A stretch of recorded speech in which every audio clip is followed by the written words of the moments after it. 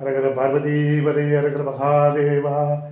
தென்னாடுடைய சிவனை போற்றி எந்நாட்டவருக்கு இறைவா போற்றி.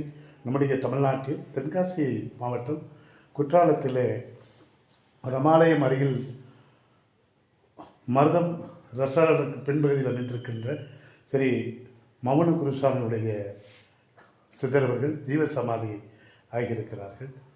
ஆக இவர் ஜீவசமாதி ஆகி கிட்டத்தட்ட 150 ஆண்டுகளுக்கு மேல் ஆகிறது. ஆகவே உலகம் முழுவதும் இருக்கக்கூடிய அனைத்து சித்தர்கள் இருக்கக்கூடிய அடியார் பெருமக்கள் அனைவரும் குற்றால வருகை தருகின்ற போது நம்முடைய மௌன குருசாமியுடைய சித்தர் ஜீவசமாதிக்கு வருகிறது ஐயாவை பிரார்த்தனை செய்கின்ற போது உங்களுக்கு எல்லா விதமான பேராற்றலும் நீங்கள் நினைக்கின்ற அத்தனை காரியங்களும் நிச்சயமாக மகானவர்கள் உங்களுக்கு ஒரு காரியத்தை சித்தியாக்கி கொடுப்பார்கள். சித்தமெல்லாம் எனக்கு சிவமயமே. சுவாமிஜி அவர்கள் செண்பக தேவியுடைய அறிவிலே அவர்கள் தியானத்தினுடைய நிலைப்பாட்டை அன்று எடுத்தார்கள்.